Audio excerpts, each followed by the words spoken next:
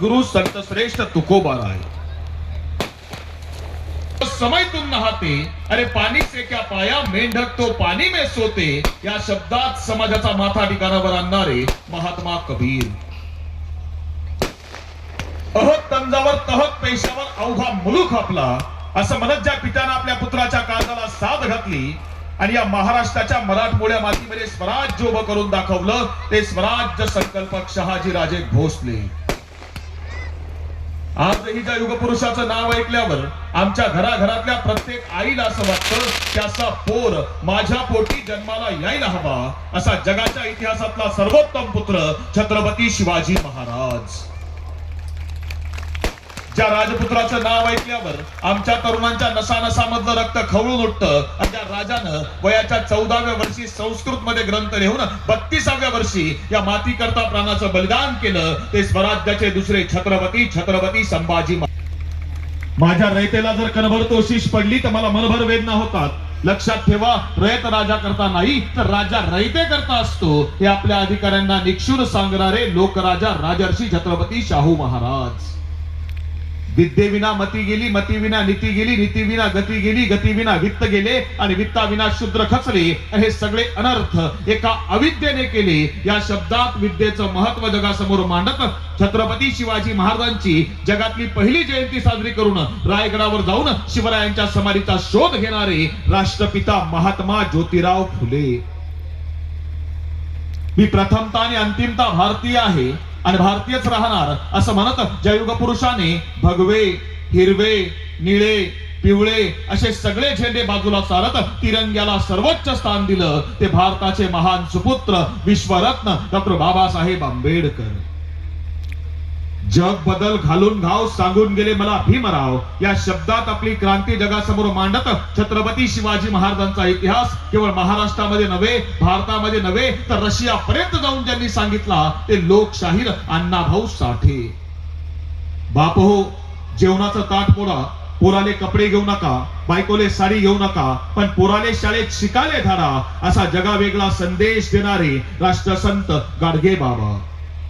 शुद्ध हवा पाणी ऋतू हाच विवाहाचा मुहूर्त, बाकीचे झंझट फालतू मानतो आम्ही, या शब्दात खरा विज्ञानवाद जगासमोर आणणारे राष्ट्रसंत तुकडोजी बाबा, संत भगवान बाबा, राष्ट्रमाता राजमाता मासाहेब जिजाऊ, स्त्री शिक्षणाच्या देवता सावित्रीबाई फुले, लोकमाता अहिल्यादेवी होळकर, महामाता रमाबाई आंबेडकर, पहिल्या मुस्लिम स्त्री शिक्षिका फातिमा बीबी शेख यांच्यासह तमाम महापुरुषांना, युगपुरुषांना आणि महामातांना वंदन करून तुम्हा सर्वांच्या टाळ्यांच्या गजरात छत्रपती शिवरायांना प्रथमता मानाचा मुजरा करतो. आजच्या लोणवाडीच्या मातीतल्या नांदुरा शहर तथा नांदुरा तालुका आणि या सर्व मातीतल्या शिवप्रेमींनी आयोजित केलेल्या शिवजन्मोत्सव सोहळ्याच्या निमित्तानं विचारपीठाच्या समोर स्थानापन्न असणारे या मातीतले सर्व सन्माननीय मान्यवर ज्यांनी या कार्यक्रमाचं आयोजन केलं, ते सर्व सन्माननीय मान्यवर.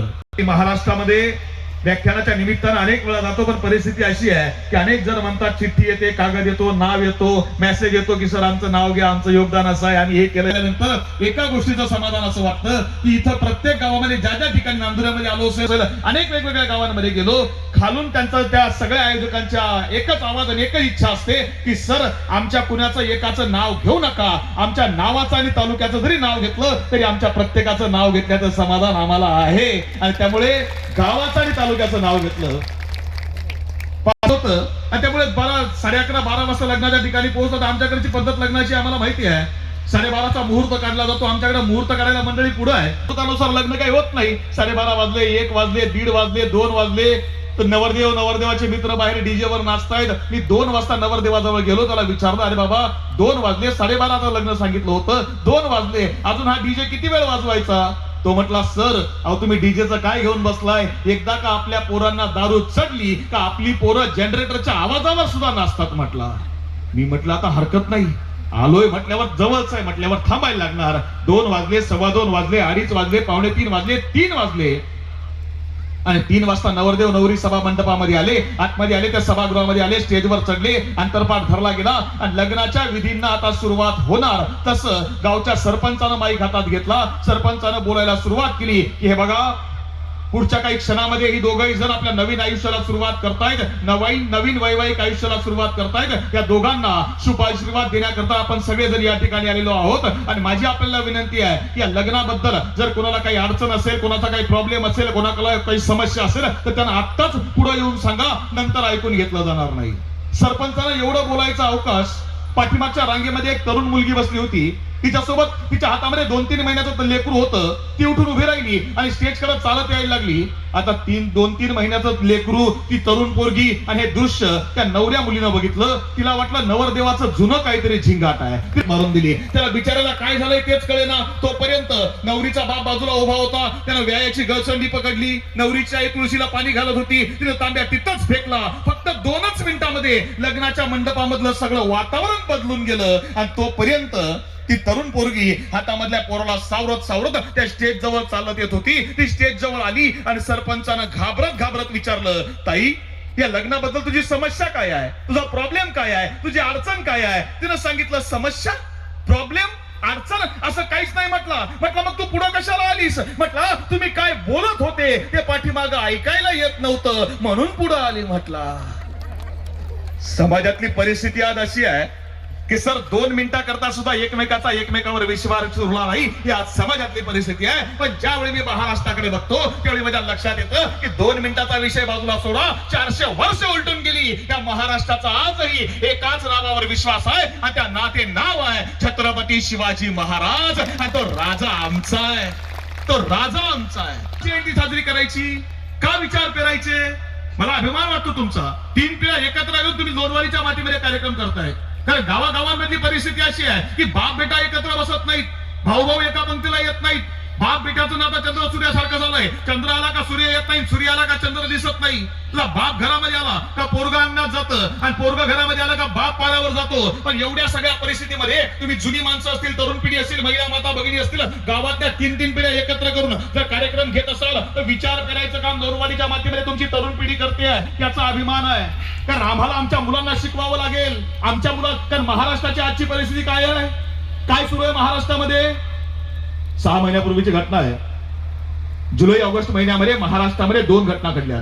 त्यामधली पहिली घटना ही नाशिक जिल्ह्यामधल्या इगतपुरी तालुक्यामध्ये घडली. तुम्हाला माहित असावं म्हणून सांगतो. त्या इगतपुरी तालुक्यामध्ये 10वी पर्यंत शाळा आहे, 9वीचा वर्ग आहे. आणि आता 9वीच्या वर्गातल्या वर्ग शिक्षकाला असं वाटलं की आपल्या वर्गामध्ये 41 विद्यार्थी आहेत. आपली पोरं रोज शाळेमध्ये येतात आणि शाळेमध्ये येताना बॅग आणतात. आपल्या मुलांच्या बॅगेमध्ये काय आहे हे आपण एकदा तपासलं पाहिजे ना. त्या वर्ग शिक्षकांना सगळ्या मुलांना ग्राउंडवर खेळायला पाठवून दिलं. मुलांच्या बॅगा जमा करून घेतल्या. शाळेतल्या 2 शिपायांना सोबत घेतलं आणि मुलांच्या बॅगा चेक करायला सुरुवात केली आहे. बॅगा चेक करायला सुरुवात झाली त्यावेळी समजलं की कोणाच्या बॅगेमध्ये चाकू आहे, कोणाच्या बॅगेमध्ये सिगरेट आहे, कोणाच्या बॅगेमध्ये गुटखा आहे, कोणाच्या बॅगेमध्ये मी स्टेजवरून सांगू शकत नाही अशा वस्तू सापडल्या. शिक्षकांना, मुख्याध्यापकांना धक्का बसला. त्यांनी शिक्षण अधिकाऱ्यांना बोलवलं. दस्तर खुद्द महाराष्ट्र राज्याच्या शिक्षण मंत्र्यांना शाळेमध्ये भेट देऊन पाहणी करावी लागली. ही घटना एकीकडे घडत असताना त्याच आठवड्यामध्ये दुसरी घटना महाराष्ट्रातल्या कोल्हापूर जिल्ह्यामध्ये घडली आहे. कोल्हापूर जिल्ह्यामध्ये पन्हाळा तालुका आहे. पन्हाळा तालुक्यामध्ये एक धनगराचं पोरगं बापासोबत मेंढ्या चारायचं काम करतंय आणि मेंढ्या चारता त्याच्या दुसऱ्या एका मित्रानं त्याला फोन करून सांगितलंय की बिरदेव आपण दोघांनी UPSC ची परीक्षा दिली होती, पण बिरदेव 4 मार्कानं मी नापास झालो, पण बिरदेव 441व्या रँकनं तू IAS झालाय. त्या पोरानं समोर असणाऱ्या अडाणी बापाला सांगितलं की अण्णा मी IAS झालोय. त्या बापाला IAS म्हणजे काय कळे ना. बापानं विचारलं, अरे लेकरा IAS म्हणजे काय? आणि पोरगं सांगताय, अण्णा मी कलेक्टर झालोय, कलेक्टर. त्या अडाणी बापाच्या डोळ्यामधून आनंदाचा अश्रू ओघळला आणि आपल्या डोक्यावरचा फेटा बापानं काढला, पोराच्या डोक्यात घातला. बापानं पोराचा केलेला आयुष्यामधला पहिला आणि कदाचित सर्वात मोठा सन्मान होता. माझा प्रश्न तुम्हाला एकच आहे, आमची पोरं कोणत्या गटात आहेत याचं चिंतन एकदा करावं लागेल ना. याचा विचार एकदा करावा लागेल. तेवढ्या करता जयंती आहे, तेवढ्या करता महाराजांचा विचार आहे. तुम्ही आम्ही मराठा सेवा संघ संभाजी ब्रिगेडच्या विचारधारेमध्ये आम्ही सगळी माणसं घडलो. पण घडत असताना आज महाराष्ट्राकडे ज्यावेळी आपण बघतो त्यावेळी आज महाराष्ट्राची परिस्थिती काय आहे, आज काय सुरू आहे? एप्स्टीन फाईल्स नावाचं प्रकरण तुम्ही आम्ही वाचलं असेल, मला माहित नाही वाचलं का नाही. म्हणजे माल्थस नावाचा एक विचारवंत आहे, जागतिक विचारवंत, तो ताई 1978 साली म्हटला होता की जगामध्ये पुढच्या 100 वर्षामध्ये अशी परिस्थिती येणार आहे की 100 वर्षामध्ये माणसांना खायला सुरुवात करतील. 1978 साली त्याने लिहिलंय. त्याचं पुस्तक आजही उपलब्ध आहे. त्यानं लिहिलेलं खोटं ठरलं नाही, पण अर्ध सत्य ठरलं. अर्ध सत्य एवढ्या करता की त्यानं म्हटलं होतं की हे 100 वर्षानंतर घडणार आहे. ते घडायला 100 वर्ष लागले नाहीत, 50 वर्षाच्या आतच ही गोष्ट घडली. त्या एप्स्टीन फाईल मध्ये तुम्ही आम्ही बघितलं की लहान लहान लेकरांना भाजून त्यांना खाण्याचं काम वेगवेगळ्या ठिकाणी देशामध्ये चालू आहे. हे कोण करतंय? पण जग कुठं चाललंय? आम्ही कुठं आहोत? आम्ही कुठं विचार मानतोय? आमची पोरं कुठं आहेत? आम्हाला विचार करावा लागेल, आम्हाला चिंतन करावं लागेल. जग कुठंही गेलं असतं ना तर आमच्या माणसाला योग्य वळणावर आणायचं काम 400 वर्षापासून या महाराष्ट्राच्या मातीमध्ये शिवाजी महाराजांच्या विचारांनी द्यायचं काम केलंय. पण ते विचार आम्हाला पेरावे लागतील ना, कारण जगाच्या इतिहासामध्ये मागच्या 400 वर्षामध्ये कित्येक राजे झाले असतील, कित्येक सम्राट झाले असतील, कित्येक बादशाह झाले असतील, कित्येक सिकंदर झाले असतील, पण जगाच्या इतिहासामध्ये मागच्या 400 वर्षामध्ये केवळ एकच राजा असा आहे की ज्या राजाचं नाव ऐकलं की आजही अंगावर सरकन काटा येतो. जगाच्या इतिहासामध्ये मागच्या 400 वर्षामध्ये केवळ एकच राजा असा आहे की ज्या राजाचा जय जयकार केला तर धमन्यांमधलं रक्त सळसळून वाहायला लागतं. जगाच्या इतिहासामध्ये मागच्या 400 वर्षामध्ये केवळ एकच राजा असा आहे की 400 वर्षानंतर सुद्धा इथल्या गावागावातल्या रयतेला वाटतं की या राजाची जयंती साजरी करावी. तो राजा म्हणजे छत्रपती शिवाजी महाराज. काय आमचा कोण हा राजा? काय दिलं होतं या राजानं? का जयंती साजरी करायची? 400 वर्षापूर्वीचा काळ इथं गावगाडा पडत असायची आणि गावामध्ये बादशाहनं सारा वसुली करता अधिकारी नेमलेले असायचे. हे गावचे जहागीरदार, बादशाहचा आदेश यायचा, पैसा मागवला जायचा आणि मग ही लोक इथल्या शेतकऱ्यांना लुटायची, कष्टकऱ्यांना छळायची, पिडायची, नारायची, पैसा गोळा करायची, काही बादशाहला पाठवायची, काही खिशात घालायची. जगणं चालू होतं. शेतकरी कष्टात जगत होता, कष्टकरी कामकरी दुःखानं मरत होता आणि त्या शेतकऱ्याचं कष्टकऱ्याचं दुःखात जगणं एका आईला सहन होत नव्हतं. त्या आईचं नाव होतं जिजाऊ. त्या जिजाऊ कोण? तर सिंदखेडच्या लखुजीराव जाधवांची कन्या. लखुजीरावांना मुलं 4, दत्ताजी, रघुजी, अचलोजी, बहादूरजी आणि या 4ही मुलांच्या पाठीवर एक मुलगी जन्माला आली आहे, ज्या मुलीचं नाव ठेवलंय जिजाऊ. आणि जिजाऊ जाधवांच्या घरामध्ये वाढतायत आणि बघता बघता मुलगी उपवर झाली आणि लग्न जुळवलं. कुठलं? वेरूळच्या पराक्रमी बहादूर भोसले घराण्यामधल्या शहाजी महाराजांशी लग्न झालं आणि आपल्या पोटात गर्भ घेऊन जिजाऊ शिवनेरीची वाट चालतायत. पण शिवनेरीच्या रोखानं येताना जिजाऊ विचार करतायत की माझ्या पोटात जे पोर आहे ते पोरग पोटामध्ये असताना काय झालं? अरे घरादाराचा थारा उडाला, कुणाला कशाचा मेळ राहिला नाही. जहागिरीवरून गारवाचा नांगर फिरला, आजोबा लखुजी जाधवराव यांचा खून झाला. अरे मोठा पोरगा संभाजी, त्याची सुद्धा सुटका नाही. मुलखात चौमेर दुष्काळ, जनावरांना खायला चारा नाही, माणसाला खायला धान्य नाही. बापाची नजर पोराच्या मांसावर जातीये. इतका भीषण दुष्काळ. हे पोरग पोटामध्ये असताना येतं ना, हे पोरग जन्माला आल्यावर बघणार काय? विचार करताय जिजाऊ आणि विचार करता करता या मातीतला तो सुवर्ण दिवस उगवला. तारीख आहे 19 फेब्रुवारी 1630. शिवनेरीवर जिजाऊंच्या पोटी एक पुत्र जन्माला आला, ज्या मुलाचं नाव ठेवलं गेलं शिवाजी. महाराष्ट्रात शिवाजी राजे जन्माला आले. शिवनेरीवर वाढतोय मासाहेब मासाहेब मासाहेब, आबासाहेब आबासाहेब म्हणत बालशिवा शिवनेरीवर आता मोठा होतोय. 1 वर्ष, 2 वर्ष, 4 वर्ष, 5 वर्ष आणि 5 वर्ष वयाच्या शिवबाला मासाहेब जिजाऊ घेऊन आल्यात पुण्यामध्ये. पुण्याची अवस्था बघितली तर पायाच्या मस्तकात भिडली. मासाहेबांनी सांगितलं शिवबा राजांना, शिवबा ही रोवलेली पहार आहे ना, ही काढून फेका आणि जमिनीच्या पोटावर नांगर चालवा, माणसं येतील तुमच्या करता. आणि शिवाजी महाराजांनी सोन्याचा नांगर लावलेला फाळ घेतला, जमीन नांगरायला सुरुवात केली आणि माणसं गावामध्ये यायला लागली. आणि बघता बघता एक एक एक एक एक एक एक एक माणूस जिजाऊंनी शिवांसोबत जोडून द्यायला सुरुवात केली आहे. मी जर का तुम्हाला विचारलं की शिवाजी महाराजांचे मित्र कोण होते, तर आमची लहान लहान पोरं सुद्धा नावं सांगतील. तानाजी आहे, बाजी आहे, येसाजी आहे, मुरारबाजी आहे, चिमणाजी आहे, बाळाजी आहे. शिवाजी महाराजांचे मित्र आहेत? नाही, हे शिवाजी महाराजांचे मित्र नाहीत. हे शिवाजी महाराजांच्या आई मासाहेब जिजाऊ यांनी जोडून दिलेले मित्र आहेत. का? कारण जिजाऊंना माहिती आहे जगातलं सगळ्यात मोठं तत्वज्ञान काय, की आपल्या मुलाचे मित्र कोण आहेत यावर आपल्या मुलाचं भविष्य अवलंबून असतं. आपल्या मुलाचे मित्र चांगले असतील, आपला मुलगा चांगल्या वळणावर चालणार. आपल्या मुलाचे मित्र वाईट आणि व्यसनी असतील, आपला मुलगा वाईट वळणावर चालणार. साधी सोपी गोष्ट आहे. आपल्या मुलाचे मित्र जर जिम मध्ये व्यायाम शाळेमध्ये जाणारे असतील तर आपला मुलगा व्यायामाला जाणार. आपल्या मुलाचे मित्र ढाब्यामध्ये जाणार, ढाब्यावर जाणारे असतील, आपला पोरगा बार मध्ये जाणार. साधं सोपं तत्वज्ञान आहे. हे जिजाऊंना माहिती आहे आणि म्हणून शिवबा राजांसोबत असताना प्रत्येक माणूस जो आहे ना, जिजाऊंनी पारखून दिलाय, आपल्या नजरेनं पारखून घेतलाय. तो माणूस प्रामाणिक असला पाहिजे, इमानदार असला पाहिजे, मातेशी इमान राखणारा असला पाहिजे, निष्ठावान, बहादूर, शूर, प्रामाणिक असला पाहिजे. या सगळ्या गुणांनी परिपूर्ण असणारी माणसं जिजाऊंनी सोबत जोडून दिली. कशी जोडली असतील? जावळीच्या खोऱ्यामध्ये उमरठे नावाचं गाव आहे. सायंकाळची वेळ आहे आणि गावामध्ये दवंडी देणारा आलाय आणि दवंडी देणारा आवाज देतोय, ऐका हो ऐका, पुण्यामधून लाल महालामधून मासाहेब जिजाऊ आणि बाल शिवबाराजे यांनी दवंडी पाठवली आहे की जो कोणी शेतकऱ्याच्या पिकाचं नुकसान करणाऱ्या रानडुकराला मारून आणील त्याला एक रानडुक्कर मारल्यावर सोन्याचा एक होन बक्षीस दिला जाईल. ऐका हो ऐका. दवंडी देणारा निघून गेला आणि एक छोटस पोरग भावाला विचारतंय, अरे दादा चालतोस का पुण्याला, मारूया रानडुक्कर आणि घेऊन जाऊया पुण्यामध्ये.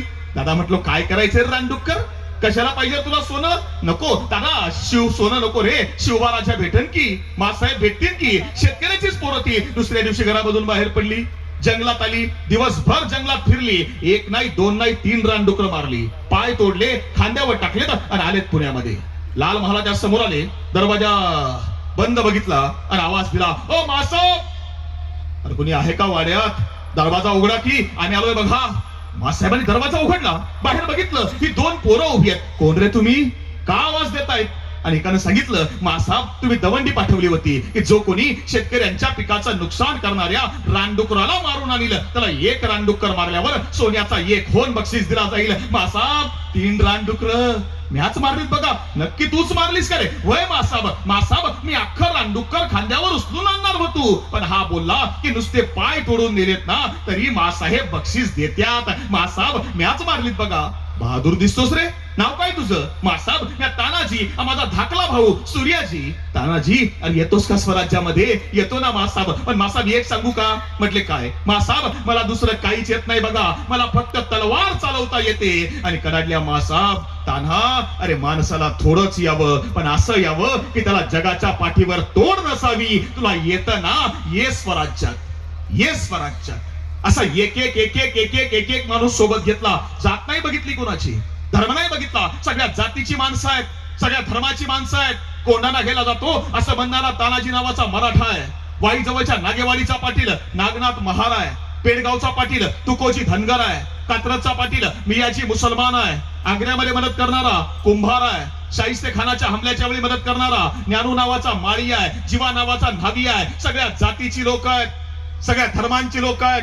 सगळ्यांना सोबत घेऊन या मातीमधलं राज्य शिवछत्रपतींनी उभं केलंय. हे राज्य कुणाचं, कुण्या जातीचं नाही, कुण्या धर्माचं नाही. आज या बुलढाणा जिल्ह्यामध्ये आल्यानंतर मला आनंदही वाटला आणि वाईटही एका गोष्टीचं वाटलं. मला माहित नाही तुम्ही ऐकून आहात का नाही, तुम्हाला समजलं का नाही, पण दादा आजच्या या बुलढाणा जिल्ह्यामध्ये काल म्हणजे 20 तारखेला लोणार तालुक्यामध्ये जी घटना घडली ती महाराष्ट्राच्या आणि बुलढाणा जिल्ह्याच्या इतिहासाला काळिमा फासणारी घटना आहे. काय झालं. लोणार मधल्या चिखला गावामध्ये छत्रपती शिवाजी महाराजांचा पुतळा आणि या पुतळ्याची परवानगी घेतलेला पुतळा तो हटवायचा प्रयत्न काही लोकांनी केला. आणि हटवत असताना आमच्या महिला माता भगिनी त्या ठिकाणी पुढे छातीचा कोट करून उभ्या राहिल्या. त्या स्त्रियांच्या अंगावरचे कपडे फाडून त्यांना मारायचा प्रयत्न कोणी समाजकंटकांनी महाराष्ट्रामध्ये केला असेल. अरे तुम्ही कोणत्या विचारानं राज्य करतायत. हा जिजाऊंचा जिल्हा आहे, हा शिवछत्रपतींचा जिल्हा आहे, हा शिवरायांच्या जिजाऊंच्या विचाराचा जिल्हा आहे. आणि या जिल्ह्यामध्ये त्या जिजाऊंच्या लेखीवरती हल्ला केला जात असेल तर आम्ही कोणत्या विचाराचं राज्य चालवतोय. एकदा प्रश्न विचारावे लागतील आम्हाला. लोणार मधला चिखल्यामधल्या पुतळ्याबद्दल मला दुमत नाही. आणि छत्रपतींचा जगातला पहिला पुतळा कोणी बसवला हेही आम्हाला एकदा समजून घ्यावं लागेल. हा तर जगाचा एक लोणार मधला पुतळा आहे. शिवाजी महाराजांच्या काळामध्ये शिवाजी महाराज जिवंत असताना महाराजांचा जगातला पहिला पुतळा कोणी बसवला होता. शिवाजी महाराज दक्षिण दिग्विजय करायला निघाले आणि दक्षिण दिग्विजयाला जात असताना महाराजांना वाटलं की आता सगळं राज्य जिंकत चाललोय. महाराज जिंकत गेले तामिळनाडू पर्यंत, जिंजी पर्यंत, त्रिचिनापल्ली पर्यंत. मराठ्यांनी आपली घोडी नाचवली आणि त्रिचिनापल्ली मधून परत येत असताना महाराज महाराष्ट्राच्या वाटेला लागले. वाटेमध्ये कर्नाटक लागलं. कर्नाटक मध्ये बेलवडी नावाचं छोटस राज्य आहे. हे बेलवडीचे राज्य शिवाजी महाराजांनी बघितलं आणि शिवाजी महाराज कडाडले आपल्या सेनापतींना, सखुजीराव गायकवाडांना. ते सखुजीराव हे सगळं जिंकलं गेलंय, हे बेलवडीत कशाला ठेवता, हे पण जिंकून घ्या, आम्ही पुढे चालतो. शिवाजी महाराजांनी काही सैन्य दिलं. सखुजीराव गायकवाड शिवाजी महाराजांच्या पत्नी काशीबाई यांचे सख्खे भाऊ आहेत, म्हणजे सख्खे मेहुणे, त्यांच्यावर जबाबदारी सोपवली. महाराज पुढे निघून गेले आणि सखुजी गायकवाडांनी त्या बेलवडीवर हल्ला चढवला. पण त्या ठिकाणी सावित्रीबाई देसाई नावाची एक स्त्री ही राज्य करते आहे. प्रचंड धाडसी आहे, शूर आहे, बहादूर आहे, पराक्रमी आहे. पण तिचं निधन झालंय आणि तिनं लहान लेकराला सोबत घेतलं, आपला 2 वर्ष वयाचं लेकरू सोबत घेतलं आणि शिवाजी महाराजांच्या सैन्यावर हमला चढवलाय. सावित्रीबाई देसाईंनी तिनं शिवाजी महाराजांच्या सैन्याला तब्बल 1 दिवस झुंजावलं पण यश मिळू दिलं नाही. शिवाजी महाराजांच्या सैन्याचा पराभव झाला. सखुजीराव गायकवाडांचा पराभव झाला. बातमी शिवाजी महाराजांपर्यंत गेली आहे. महाराजांनी पुन्हा मदत पाठवली. महाराज स्वतः आले. आता महाराज स्वतः आले म्हटल्यानंतर शिवाजी महाराजांच्या सगळ्या सैन्याला स्फोरण चढलं आणि मावळ्यांनी पुन्हा हल्ला चढवला आणि सावित्रीबाई देसाई हिचं राज्य जिंकून घेतलं. सखोजीरावांनी दिमाखात राज्यात प्रवेश केला आणि शिवाजी महाराजांना बातमी कळवली, महाराज राज्य आम्ही जिंकून घेतलंय, आता आपण इथं यावं बेलवडीमध्ये. शिवाजी महाराज बेलवडीमध्ये आले. त्या बेलवडीमध्ये प्रवेश केला आणि महाराज सिंहासनावर विराजमान झाले आणि सखोजीराव गायकवाड विचारतायत की महाराज ज्यांचं राज्य आपण जिंकून घेतलंय त्या सावित्रीबाईंना इथं कैद केलंय, त्यांना हातामध्ये काही बांधलं नाही, पण त्यांना आपल्या समोर हजर करावं का? आणि महाराज कराडले या क्षणी लगेच हजर करा. आणि सावित्रीबाई देसाई हिला शिवाजी महाराजांच्या समोर आणलं गेलं. खानदानी देखणी स्त्री शिवाजी महाराजांसमोर उभी आहे. हातामध्ये 1.5-2 वर्ष वयाचं लेकरू आहे. ते लेकरू शिवाजी महाराजांनी बघितलं आणि काय वाटलं शिवाजी महाराजांना कुणास ठाऊक. शिवाजी महाराजांनी बाजूला येसाजी उभा आहे. येसाजीच्या कानात काहीतरी सांगितलं आणि येसाजी सावित्रीबाई देसाईंजवळ गेला आणि सांगितलं की सावित्रीबाई हे मूल आमच्याकडे द्या. ते मूल हातामध्ये मागच्या क्षणी सावित्रीबाई कराडली, नाही तुम्ही माझा पराभव केला हे ठीक आहे, पण माझ्या पोराला मारू नका. तिला वाटलं हा शिवाजी राजा आता आपल्या पोराला मारणार, त्याने आपलं राज्य जिंकून घेतलं, हा आपल्या मुलाला मारणार. तिच्या डोळ्यामधून अश्रूंची धार लागली आहे आणि तिने घाबरत आपलं लेकरू हे शिवाजी महाराजांच्या येसाजी कंकांच्या हातामध्ये दिलं. येसाजी कंकानं ते लेकरू घेतलं, शिवाजी महाराजांजवळ आणलं, शिवाजी महाराजांच्या मांडीवर ठेवलं आणि मांडीवर ठेवल्या येसाजी कंक आतमध्ये गेले. सोन्याची वाटी आणली, सोन्याचा चमचा आणला आणि त्या चमच्यानं शिवाजी महाराजांनी त्या लेकराला दूध भात खाऊ घालायला सुरुवात केली आहे. महाराज त्या लेकराला दूध भात खाऊ घालतायत, डोळ्यामधून अश्रूंची धार कोसळली आहे आणि इकडे शिवाजी महाराज सांगतायत की सावित्रीबाई तुम्ही बहादूर आहात, तुम्ही पराक्रम आहात, तुम्ही खूप पराक्रमी आहात. सावित्रीबाई हे राज्य तुम्हालाच ठेवा, आम्हाला तुमचं राज्य नको. माझ्या भाच्या करता तुम्ही माझी बहीण आहात, या भाच्या करता मी तुम्हाला माझं राज्य बहाल करतोय. आणि ते राज्य शिवाजी महाराजांनी सोपवलं. त्या क्षणी ती सावित्रीबाई पुढे आली आणि ती सावित्रीबाई आपल्या शिवाजी महाराजांना सांगते की महाराज तुम्ही इतके निष्ठावान, तुम्ही इतके विचारानं स्त्रियांचा सन्मान करणारे, मग तुमचं सैन्य असं कसं? आणि त्यावेळी शिवाजी महाराज कराले काय झालं लगेच सांगा. सावित्रीबाईला विचारतायत बोला ताई काय झालं? आणि सावित्रीबाई सांगतेय महाराज तुमच्या सैन्यानं, तुमच्या सेनापती सखोजीराव गायकवाडांनी आमचं राज्य जिंकून घेतलं, याबद्दल दुमत नाही, पण राज्य जिंकल्यावर त्यांनी माझ्या अंगावर हात टाकला आणि माझ्याशी वाईट शब्दामध्ये बोलले. हे शब्द ऐकता क्षणी शिवरायांच्या तळपायाच्या मस्तकावर भिनली, दरबार ठरवला गेला आणि सखोजी गायकवाडांना बोलवलं गेलं आणि सख्या मेवण्याला शिवाजी महाराजांनी विचारलं सखोजीराव सावित्रीबाई सांगतायत ते खरं आहे का? आणि सखोजीराव म्हणाले नाही महाराज आम्ही त्यांना काही बोललो नाही, त्यांच्या अंगाला स्पर्श सुद्धा केला नाही. आणि हे शब्द ऐकता क्षणी शिवाजी महाराज कराडले सखोजीराव तुम्ही त्यांच्या अंगाला स्पर्श केला की नाही केला हे आम्ही तुम्हाला विचारलंच नव्हतं, आम्ही एवढंच विचारलं की सावित्रीबाई बोलल्या त्या खरं आहे का? तुम्ही म्हणतात ना स्पर्श केला नाही, याचा अर्थ घडला गुन्हा खरा. येसाजी उजवा हात तोडा, याचा कलम करा, डावा पाय, दोनही डोळे तात्काळ काढा. साक्षात लगेच शिक्षा सख्खा नेऊन आहे तरी महाराजांनी मागापुढे बघितलं नाही. त्या क्षणी शिक्षा फरमावली गेली आणि त्या सखोजीराव गायकवाडांचे लगेच डोळे काढले गेले. दृश्य सावित्रीबाईनं बघितलं आणि शिवाजी महाराज सावित्रीबाई जवळ आले, तिच्या मुलाला पुन्हा जवळ घेतलं आणि सांगितलं सावित्रीबाई आमच्या सैन्यापतीनं जे गुस्ताखी केली त्याबद्दल आम्ही तुमची माफी मागतो, जा सुखानं राज्य करा. एवढं करून शिवाजी महाराज निघून गेले. पण महाराज गेल्यावर या सावित्रीबाई देसाईनं काय केलं माहितीये? शिल्पकारांना बोलवलं, कलाकारांना बोलवलं, पेंटरांना बोलवलं, वेगवेगळ्या चित्रकारांना बोलवलं आणि त्यांना सांगितलं बघितलं ना हा राजा काय न्यायानं वागला, काय स्त्रियांची इज्जतीची आबरूची या जाण या राजाला आहे, स्त्रियांचा सन्मान या राजाने केला. या राजाचं शिल्प बनवायचं, हा राजा माझ्या मुलाला दूध भात खाऊ घालतोय ना असं हुबेहूब शिल्प बनवायचं आणि ते शिल्प आपल्या राज्याच्या मुख्य प्रवेशद्वारावर लावायचं. त्या सावित्रीबाईनं छत्रपती शिवाजी महाराजांचं शिल्प बनवून घेतलं आणि तिच्या राज्याच्या मुख्य प्रवेशद्वारावर लावलं. शिवाजी महाराज जिवंत असताना शिवाजी महाराजांचं जगातलं एका स्त्रीनं उभं केलेलं हे पहिलं शिल्प होतं, जे स्त्रियांनी उभं केलं होतं, इथल्या मातेनं उभं केलं होतं. हे इथल्या लोकांना समजावून सांगावं लागेल. हा विचार आहे शिवाजी महाराजांचा. आज काय परिस्थिती आहे, आज काय शिकवतोय आम्ही? आता मी मगाशी तुम्हाला म्हणत होतो की स्त्रियांचा सन्मान करावा लागेल, स्त्रियांबद्दल बोलावं लागेल, पण आता आमची आई पण बदलली. आता आमची आई इंस्टाग्रामला रील बघतेय, बाप फेसबुकला रील बघतोय. आई आणि बाप फेसबुकला रील बघतोय म्हटल्यावर पोराला वाटणारच आहे आपली आई रील बघते, आपला बाप मोबाईल बघतो म्हटल्यावर आपण रील बनवायला हरकत काय आहे? साधी गोष्ट आहे. म्हणजे आई बाप बघतायत म्हटल्यावर पोराला वाटणारच आहे. आता आम्ही चिंतन करायचं आहे. तुमची नांदुरा जिल्ह्याची माती आहे, तुमची माती ही लोणवाडीची आहे, तुमची सुपीक माती आहे. म्हणजे इथं जे पेराल ते उगवणार आहे. चांगलं पेरल्यावर चांगलं उगवून येईल, वाईट पेरल्या मला एक सांगा, म्हणजे शेतकऱ्याची लेकरं आहेत तुम्ही आम्ही. गहू पेरल्यावर ज्वारी येईल का? आणि ज्वारी पेरल्यावर मका येईल का?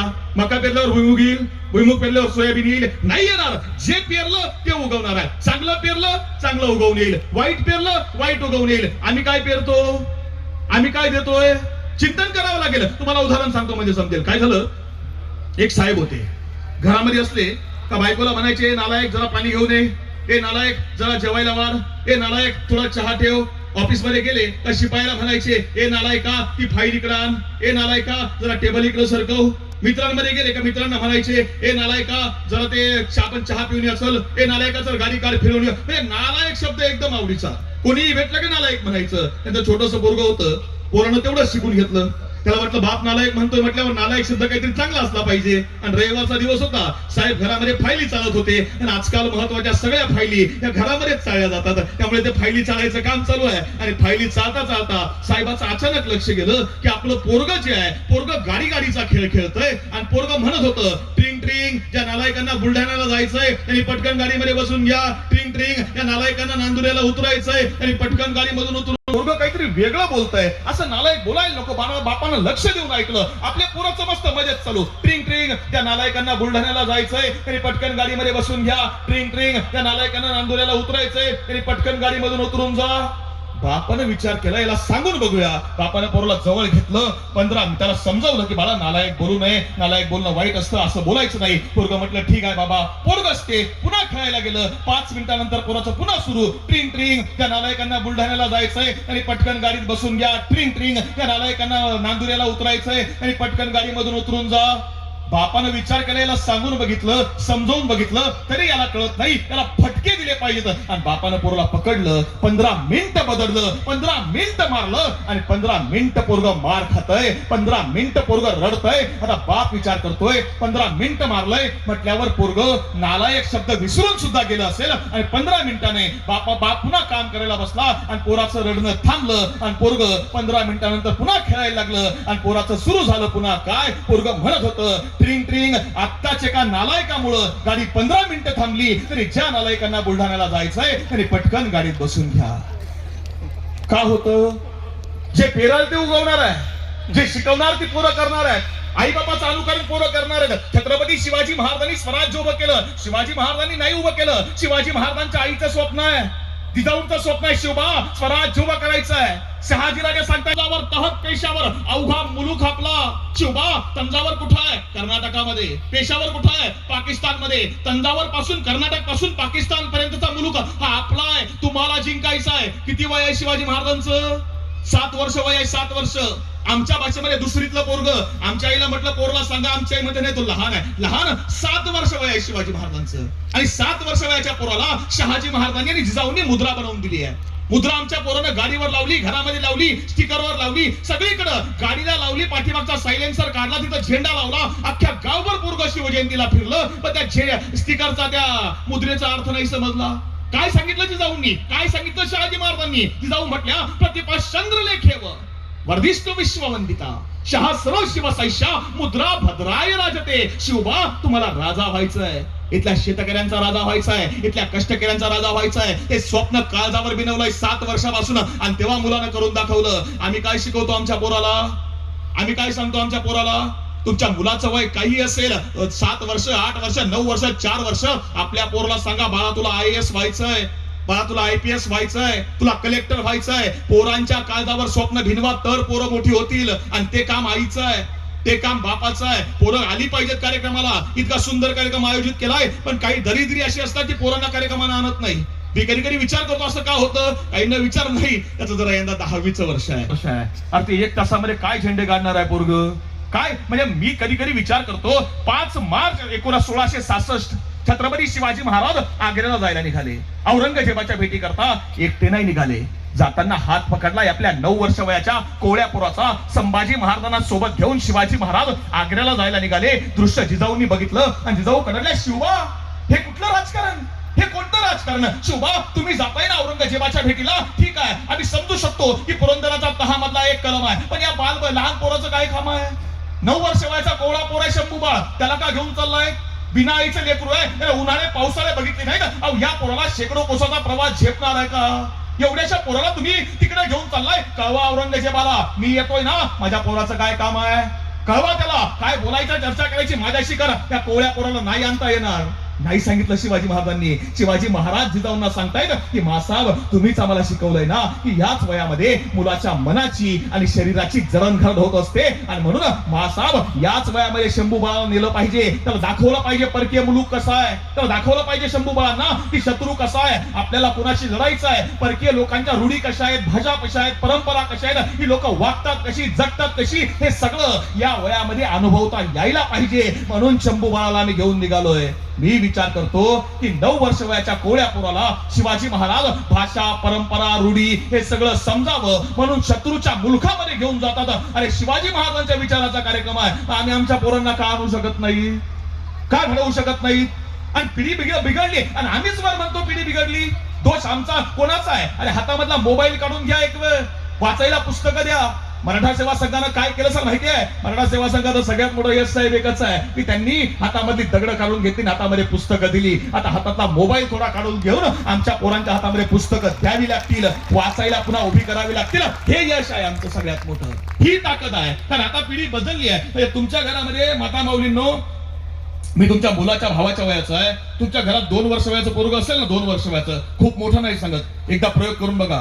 तुमचं पोरग समोर उभं करा, 2 वर्ष वयाचं, एका बाजूला आईला उभी करा आणि दुसऱ्या बाजूला मोबाईल ठेवा. जर तुमचं पोरग आईकडे गेलं तर घरातलं वातावरण बरं आहे, पण जर पोरग मोबाईल कडे धावलं तर घरातलं वातावरण बिघडलंय. इतकी वाईट परिस्थिती आहे. मी मोठ्या मुलांबद्दल म्हणतच नाही, त्यांची परिस्थिती तर इतकी भयानक आहे की एक कॉलेजचं पोरग परवा आंघोळीला जायला निघालंय, एका हातामध्ये टॉवेल आहे, दुसऱ्या हातामध्ये मोबाईल आहे. बापानं विचारलं कुठं चाललायस? पोरगा म्हटला आंघोळीला चाललोय. आंघोळीला चाललाय? अरे ठीक आहे, टॉवेल घेऊन चाललाय, तो मोबाईल कुठं घेऊन चाललाय? पोरगा म्हटला मग बादली भरेपर्यंत काय करू म्हटला. ही परिस्थिती आहे. मग काय शिकवायचं? आणि त्याचाच परिणाम असा झाला की एकदा कधीतरी नांदुरा असेल, तुमचा मलकापूर असेल, तुमचा बुलढाणा असेल, लोणार असेल, कोणत्याही तुमच्या तालुक्याच्या ठिकाणी जा, तिथं पोलीस स्टेशन आहे ना, पोलीस स्टेशनच्या बाहेर जाऊन बघा आणि पोलीस स्टेशनच्या समोरून एकदा चक्कर मारा. बघा काय की म्हातारी आईबाप पोलीस स्टेशनच्या बाहेर उभी असतात का? मुलगी 18 वर्ष वयाची झाली, मुलगी पळून गेली. प्रेम करू नये इतक्या हलकट विचाराची माणसं आम्ही नाही, अजिबात नाही. पण त्या प्रेमाला काही दर्जा असला पाहिजे. म्हणजे लग्न जमवायचं असेल तर मुलगा वकील पाहिजे, डॉक्टर पाहिजे, इंजिनियर पाहिजे, प्राध्यापक पाहिजे. सगळं असलं तर मुंबईमध्ये, पुण्यामध्ये फ्लॅट असला पाहिजे, सगळं फ्लॅट असला, गावाकडे घर जमीन असली पाहिजे. आणि लग्न जमवून करायचं असलं तर हे सगळं असलं पाहिजे. आणि पळून जायचं असलं तर बिगारी पण चालतो. इतकी वाईट परिस्थिती आहे. मग का दोष कुणाचा? दोष कुणाचा? यावर चिंतन समाजानं करायला नको, यावर विचार समाजानं करायला नको. मी आता येताना मला वाटेमध्ये अहिल्यानगर लागलं. अहिल्यानगरच्या पुढे आलात ना तर कोपरगाव लागतं. कोपरगावमध्ये साखर कारखाना आहे. त्या साखर कारखान्यावर राजेंद्र पवार नावाचा माणूस आहे. समाजामध्ये घडलेल्या वस्तुनिष्ठ घटना आहेत, आमच्या पोरांना मुलींना समजायला हव्यात की आम्ही कोणत्या दिशेने चाललोय. त्या कोपरगाव मध्ये राजेंद्र पवार नावाचा माणूस आहे, ट्रक ड्रायव्हर म्हणून त्या कारखान्यावर काम करतोय. तर एकच मुलगी आहे साहेब, त्या मुलीचं नाव आहे दर्शना. दर्शना पवार नावाची मुलगी 12वी पास झाली.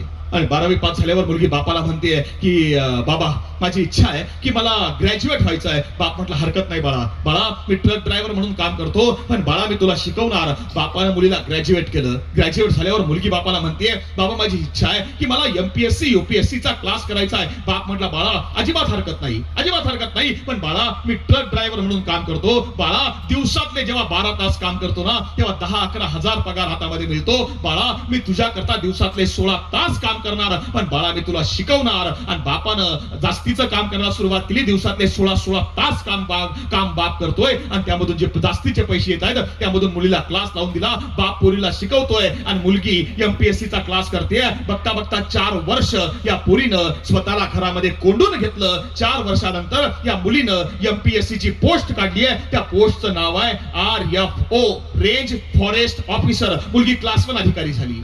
अख्ख्या गावात आनंद आहे. आमच्या गावातली पहिली पोरगी आहे क्लास 1 अधिकारी. त्या गावात सगळीकडे मुलीचे फ्लेक्स लागलेत का? अरे गावचं ग्रामपंचायत असेल, पतसंस्था असेल, बँका असतील, सगळ्यांनी फ्लेक्स लावले. आमच्या गावामध्ये पहिली पोरगी आहे जी एवढ्या मोठ्या पदावर गेली. आमच्या भगिनीचा आपणच सन्मान करायला हवा. सगळीकडे फ्लेक्स लागले. तरुण पोरं म्हटली नाही आपली बहीण आहे, फक्त फ्लेक्स लावून चालणार नाही. म्हटले बघ तिची मिरवणूक काढली पाहिजे.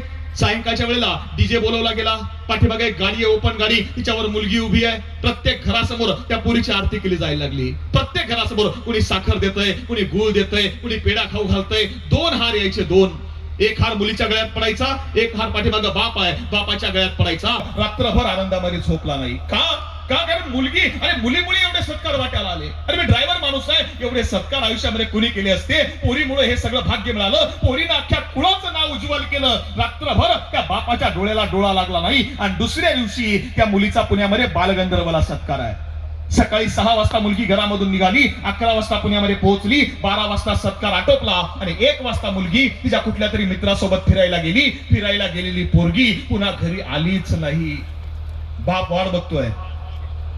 2 वाजले, सायंकाळचे 5 वाजले, रात्रीचे 8 वाजले, 10 वाजले, पोरीचा फोनही लागत नाही. मुलगी कुठं आहे सापडत नाही. आणि मग घाबरलेला बाप, त्याला वाटतं मोबाईल स्विच ऑफ झालाय, बॅटरी डिस्चार्ज झाली असेल आणि रात्रीभर वाट बघतोय. 12 वाजले, 1 वाजले, 2 वाजले, तरी पोरीचा फोन लागत नाही. म्हटल्यावर तो बाप त्या गावामधून पुण्यामध्ये यायला निघाला. 2 व्हीलरवर पुण्यामध्ये आलाय आणि सकाळी 6 वाजता पुण्यात पोहोचला. सगळ्या नातेवाईकांच्या घरी गेला आणि सगळ्यांना विचारतोय, दर्शना तुमच्या घरी आली होती का? सगळे म्हटले नाही, आम्ही दर्शनाला बघितलंच नाही. सगळ्या मैत्रिणींच्या घरी गेला, सगळ्यांना विचारतोय, दर्शना तुमच्या घरी थांबली होती का? सगळे म्हटले नाही, दर्शना आमच्याकडे आलीच नाही. सगळ्यांनी हात वर केले. आणि मग पोरगी गेली कुठं? दिवसभर शोधतोय, पोरगी सापडत नाही, फोनही लागत नाही. म्हटल्यावर रडायला लागलाय आणि पुण्याच्या शिवाजीनगर पोलीस स्टेशनला आलाय. पोलिसांसमोर ढसा रडतोय आणि त्या पोलिसांना सांगतोय, माझी पोरगी क्लास 1 अधिकारी आहे, मोठ्या पदावर गेली आहे, तिचा सत्कार पुण्यामध्ये होता, सत्काराकरता पोरगी पुण्यामध्ये आली होती, पण माझ्या मुलीचा मोबाईलही लागत नाही आणि पोरगी ही सापडत नाही, माझी पोरगी शोधून द्या. आणि पोलिसांनी मोबाईल नंबर घेतला. त्या मोबाईलचं शेवटचं लोकेशन कुठलं आहे हे ट्रॅक करायला सुरुवात केली आहे. ते लोकेशन सातारा रोडला खेड शिवापूरचा टोल नाका आहे. त्या टोल नाक्यावरचं सापडलं. त्या टोल नाक्यावरचे सीसीटीव्ही कॅमेरे चेक केले आणि त्यावेळी समजलं तर मुलगी कुठल्या तरी मुलासोबत 2 व्हीलरवर बसून जाते. तो पुढचा मुलगा कोण आहे त्याला अटक केली, त्याला पकडलं, त्याला विचारलं, दर्शना कुठं आहे? त्यानं सांगितलं, माझं तिच्यावर एकतर्फी प्रेम होतं, तिला लग्नाची मागणी घातली, तिनं नकार दिला आणि म्हणून तिला सांगितलं, ठीक आहे, लग्न नाही करत ना, हरकत नाही, आपण फिरायला जाऊया. आणि तिला फिरायला म्हणून राजगडावर घेऊन गेलो आणि राजगडावरच्या माचीवरून खाली ढकलून दिलं. पोलिसांनी राजगडाच्या पायथ्याशी शोधायला सुरुवात केली. जनावरांनी, लांडग्यांनी, कुत्र्यांनी अर्धवट खाल्लेला त्या पोरीचा मृतदेह सापडला. तो मृतदेह पुण्यामध्ये आणला गेला. हॉस्पिटलमध्ये पोस्टमार्टम चालू आहे आणि पोस्टमार्टम डिपार्टमेंटच्या बाहेर बाकड्यावर तो बाप एकटाच बसलाय आणि भेटायला येणाऱ्या प्रत्येकाला फक्त एकच सांगतोय की आता एक करा, आता एक करा, की ज्यावेळी माझ्या पोरीला जाळाल ना त्यावेळी तिच्याकरता एकच चिता बनवू नका, त्यावेळी 2 चिता बनवा. का? तर तिच्यासोबत मलाही जिवंत जाळून टाका. आता जगायची इच्छा उरली नाही. प्रश्न असा आहे, दोष कुणाचा? काय दोष आहे आईचा? काय दोष आहे बापाचा? मग चुकतोय कुठं? आमच्या पिढीला आम्हाला समजावून सांगावं लागेल ना. आणि ते काम आईचं आहे, ते काम बापाचं आहे, हे आम्हाला समजावून सांगावं लागेल. आपला वारसा कोणाचा आहे, आपला विचार कोणाचा आहे सांगावं लागेल. तुम्ही आम्ही शेतकऱ्याची लेकरं आहोत. मुलांच्या डोळ्यांसमोर आदर्श उभं करायचं काम हे आईचं असतं, हे काम बापाचं असतं. आम्हाला सांगावं लागेल आमच्या पोराला की बाळा या विचारानं तुला व्हायचं आहे. मी नाशिक मधून आलोय आता. आमच्या नाशिक जिल्ह्यामधली मागच्या वर्षभरामधली घटना आहे. तुमच्याकडे अनेक जवान असतील, म्हणजे बुलढाणा तालुक्यामधले अनेक लोक सैन्यामध्ये आहेत. आमच्या सटाणा तालुक्यामधलं शेतकऱ्याचं एक पोरग सैन्यामध्ये भरती झालं आणि सैन्यामध्ये भरती झालेलं हे पोराचं नाव आहे कुलदीप जाधव. वयाच्या 24व्या वर्षी पोरग सैन्यामध्ये गेलंय आणि 24 वर्ष सेवा केली आणि बापाने पोराला सांगितलं, बाळा तू सैन्यामध्ये आहेस ना, या वर्षी तुझं लग्न करायचं आहे. 25व्या वर्षी बापाने पोराचं लग्न लावून दिलं. पोरग 4 महिन्याची सुट्टी काढून आलंय. बायकोसोबत गुन्ह्या गोविंदानं 4 महिने राहिलंय आणि त्या स्त्रीला दिवस गेलेत. पहिला महिना लागला, दुसरा महिना लागला, तिसरा महिना लागला आणि हा बिचारा कुलदीप सुट्टी संपली आणि आपल्या सीमेवर कुपवाड्यामध्ये जम्मू काश्मीरला निघून गेला. रोज बायकोला फोन करून विचारतोय, तब्येतीची काळजी घेत जा, पोटामध्ये गर्भ आहे तुझ्या, काळजी घे स्वतःची. 5वा महिना लागला, 6वा महिना लागला, 7वा महिना लागला, 8वा महिना लागला. 9व्या महिन्यामध्ये 9 दिवसानंतर या पत्नीनं, या स्त्रीनं, या माऊलीनं एका गोंडस अशा मुलाला जन्म दिला आणि त्या कुलदीपच्या बापानं त्याला फोन करून कळवलं, अरे कुलदीप तू बाबा झालाय, तू बाप झालाय, मी आजोबा झालोय, तुला मुलगा झालाय. आणि त्या कुलदीपनं कुपवाड्यामधल्या सगळ्या जवानांना पेढे वाटले आणि मी बाप झालोय. दुसऱ्या दिवशी सुट्टी करता अर्ज दाखल केला, सुट्टी मंजूर झाली. 8 दिवसामध्ये सुट्टी आहे. बायकोला फोन करून सांगतोय, घाबरू नको, 8 दिवसामध्ये येतोय, तुला भेटायला येतोय, मुलाला भेटायला येतोय, आनंदामध्ये आहे. आणि दुसऱ्याच दिवशी कुपवाड्यामध्ये पाकिस्तानच्या जवानावर आतंकवाद्यांनी हल्ला केला आणि त्या आतंकवादी हल्ल्यामध्ये भारताचे 14 जवान मारले गेले. त्यामधला एक जवान हा कुलदीप जाधव होता. बापाला बातमी गेली आहे पत्नीला की नवरा शहीद झालाय. जो नवरा पोराला बघायला बायकोला भेटायला येणार होता त्याचं प्रेत निघालं. ते प्रेत त्या गावामध्ये आलं. बायकोनं 8 दिवसाच्या पोराला हातामध्ये घेऊन पतीच्या पार्थिवाला अग्नी दिलाय. बापानं पोरग बघितलं नाही, पोरानं बाप बघितला नाही. 8 दिवसाच्या पोराला हातामध्ये घेऊन ती पत्नी आपल्या पतीच्या पार्थिवाला अग्निडाग देते. अग्निडाग दिला गेला. तू हे दुःख कोणाच्या वाट्याला येऊ नये जे तुझ्या वाट्याला आलंय. इतकी वाईट परिस्थिती कोणाला येऊ नये. अहो या पोराला बाप पोराला बघायला येणार होता. त्या बापानं पोराला बघितलं नाही, या पोरानं बाप बघितला नाही. काय दुःख तुमच्या वाट्याला आहे ताई. आता जगशील कसं? या पोराला काय शिकवशील? त्याला काय सांगशील? त्या पत्नीनं काय सांगितलं माहितीये? त्या शेतकऱ्याच्या जिगरबाज पोरीनं सांगितलं की माझा नवरा देशाकरता शहीद झालाय ना, मग बस माझ्या या पोराला सुद्धा मी हेच सांगणार की बाळा तुझा बाप या माती करता आणि छत्रपती शिवाजी महाराजांच्या विचाराकरता गेलाय ना, तू सुद्धा सैन्यामध्ये जाऊन या मातीचं रक्षण करायचं हे सांगायची जिगर शेतकऱ्याची आहे. ही कोणी पेरली आहे? ही शिवाजी महाराजांनी तुम्हाला आम्हाला शिकवली आहे. माझा प्रश्न आहे, आज काय परिस्थिती आहे शेतकऱ्यांची? आज काय अवस्था आहे? हे तुम्ही विदर्भाच्या मातीमध्ये आता बुलढाणा पलीकडे तुमचं गेलं का जालना लागतं, बरोबर आहे? त्या जालना जिल्ह्यामध्ये मागच्या 4 महिन्यापासून एक मगाशी आता संदीप पाटील साहेबांनी मदत दिली ना, ही मदत आम्ही कोणाला देतोय? कोणत्या कुटुंबांना देतोय? ते जालना जिल्ह्यामध्ये पळसखेडा म्हणून गाव आहे. जालना जिल्ह्यामधलं तो तालुका त्या पळसखेडा म्हणून गाव, त्या पळसखेडा तालुक्यामध्ये एक आप्पासाहेब जाधव नावाचा शेतकरी आहे. आप्पासाहेब जाधवाला 3 मुलं आहेत. मोठ्या मुलाचं नाव आहे राजेंद्र, मधला आहे संजय आणि सगळ्यात धाकटा आहे रामेश्वर. दोघही मुलं शेती करतायत आणि सगळ्यात धाकटा जो आहे तो छत्रपती संभाजीनगरला इंजिनिअरिंगचा डिप्लोमा करतोय. कोरोनाच्या काळामधली घटना आहे. कोरोनाचा काळ लागला, तिघही भावंड घरामध्ये एकत्र आहेत. दिवाळीचा काळ आहे, शेतामध्ये गहू पेरलाय आणि गव्हाला पाणी द्यायचंय आणि पाणी द्याय करता आमच्याकडे शेतकऱ्याची परिस्थिती अशी आहे की त्याच्या वाट्याला दिवसा वीज नव्हती, आता रात्रीची वीज आहे. रात्री 1 वाजता लाईट येणार आहे म्हणून दोघही मोठे भावंड शेतामध्ये गव्हाला पाणी द्याय करता निघाले. तुझा धाकटा रामेश्वर म्हणतोय की दादा तुम्ही 2 जण जाताय, मी एकटा काय करू घरी, मलाही सोबत घेऊन चला की. ते म्हटले चल. तिघही भावंड शेतामध्ये आले. रात्री 1 वाजता लाईट येणार आहे म्हणून मोठा भाऊ पलीकडे विहिरीच्या बाजूला MSCBचा पोल आहे आणि त्या पोलवर बटन आहे. ते बटन चालू कराय करता गेला पण त्या MSCBच्या भोंगळ कारभारामुळे त्या संपूर्ण पोलला करंट उतरला होता. त्यानं बटन चालू करण्याकरता त्या पोलला हात लावला. हात लावता क्षणी विजेच्या प्रचंड धक्क्यानं तो विहिरीत फेकला गेला. तो पोलचा संपूर्ण करंट त्या विहिरीच्या पाण्यात उतरला होता. त्याला पोहताच आलं नाही, जागीच गतप्राण झाला.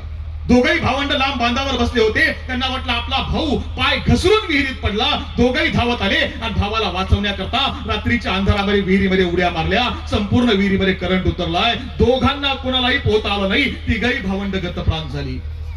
पहाटेचे 4 वाजले, लाईट गेली. 75 वर्ष वयाचा आप्पासाहेब जाधव उठलाय की पोरं अजून घरी कशी आली नाहीत. लाईट गेली म्हटल्यावर पोरांनी घरी यायला पाहिजे. पोरं घरी आली नाहीत आणि म्हातारा बाप पोरांना शोधायला जायला निघाला. रात्रीचे पहाटेचे 4:30 वाजले. शेतामध्ये आलाय, बॅटरी घेऊन शेतामध्ये फिरतोय. पोरांना आवाज देतोय, रामेश्वर अरे बाळा कुठेस? संजय अरे कुठेस? राजू बेटा कुठेस? एकही पोरग सापडत नाही आणि पोरांना शोधत शोधत विहिरी जवळ आला आणि विहिरीच्या बाजूला त्या लहान पोराची चप्पल बघितली. चुकून नकळत विहिरीवरून बॅटरी फिरवली आणि बघितलं तर तीनही पोरांची प्रेत फुगून वर आली होती. काय वाटलं असेल त्या बापाच्या अंतकरणाला? 14 आमदार येऊन गेले, 3 खासदार येऊन गेले, कृषी मंत्र्यासकट सगळे येऊन गेले. सगळ्यांनी सांगितलं बाबा वाईट झालं, बाबा असं व्हायला नको होतं, बाबा ते दुःख तुमच्या वाटेला आलं ते जगात कोणाच्या वाटेला येऊ नको, यायला नको होतं. तिघही पोरं एकाच वेळी गतप्राण झाली. बाबा असं व्हायला नको होतं, आम्ही तुमच्या सोबत आहे, तुम्हाला लवकरच मदत करतो. तो आता विधान परिषदेला लागल्यात आणि त्याची आचारसंहिता आहे. आचारसंहिता संपली का लगेच मदत करतो. त्या गोष्टीला आज 4 वर्ष उलटून गेली. त्या कुटुंबाला 1ही रुपयाची मदत झाली नाही. असं का होत असेल?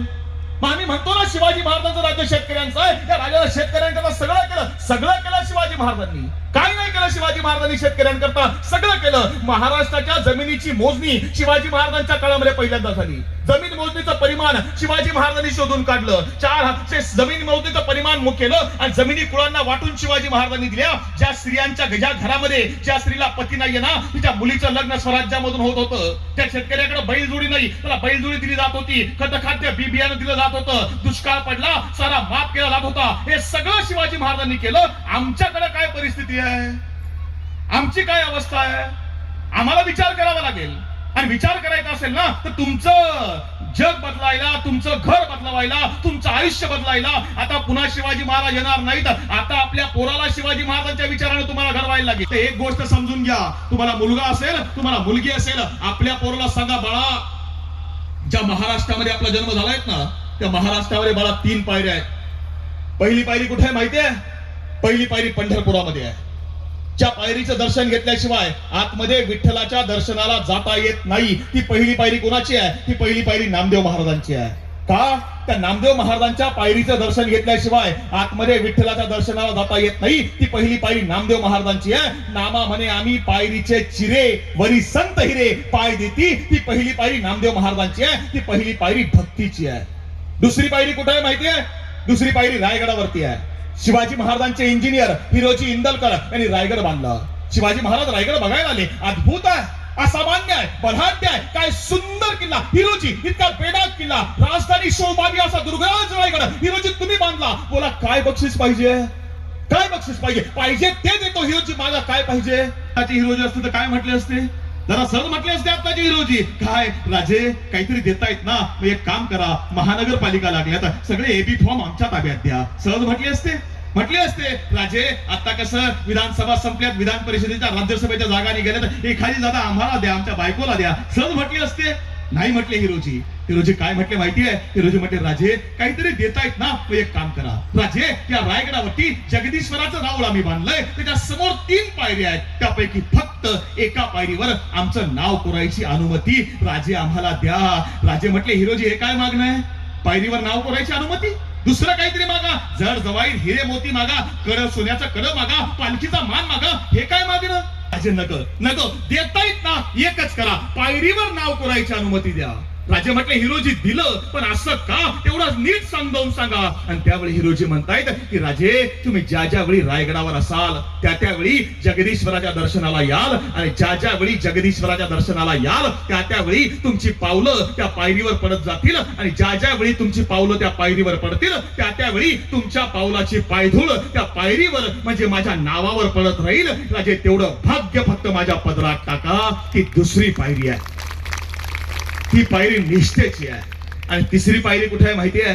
तिसरी पायरी तुमच्या आमच्या प्रत्येकाच्या घरामध्ये आपल्या आईच्या आणि बापाच्या चरणाची आहे. कारण ज्यानं आईचा आणि बापाचा हात धरून ठेवला त्याला जगात दुसऱ्याचे पाय धरायची वेळ कधी येत नाही. हे आपल्या पोरांना समजावून सांगा. आणि हे तेव्हा पिढी घडणार आहे, तेव्हा पिढी घडणार आहे. आणि म्हणून माझी विनंती आहे, इतका सुंदर कार्यक्रम लोणवाडीच्या मातीमध्ये तुमच्या तरुण पिढीने घेतलायत ना, घरी जाताना एक करा, तुमच्या मुलाला सांगा बाळा आयुष्यामध्ये दुसरं काही नाही केलंस ना चालेल, पण बाळा जगातला सगळ्यात मोठा पुरस्कार कमवायचा आहे. जगातला सगळ्यात मोठा पुरस्कार कोणता आहे?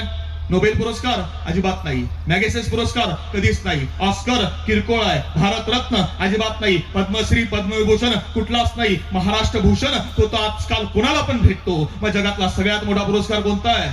जगातला सगळ्यात मोठा पुरस्कार एकच आहे की ज्यावेळी तुमचं पोरगं बक्षीस मिळवतं, ज्यावेळी तुमचं पोरगं यश मिळवतं, पहिल्या क्रमांकानं पास होतं, नोकरीला लागतं, घरी धावत येतं, आईच्या पाया पडतं, बापाच्या पाया पडतं, आणि आईला सांगतं आई मी वर्गात पहिला आलो, बाबा मला बक्षीस मिळालं, आई मी नोकरीला लागलो, बाबा हा माझा पहिला पगार आहे. आणि त्यावेळी त्या आईच्या आणि बापाच्या डोळ्यामधून जो आनंदाचा अश्रू ओघळतो ना, तो जगातला सगळ्यात मोठा पुरस्कार आहे, सगळ्यात मोठा.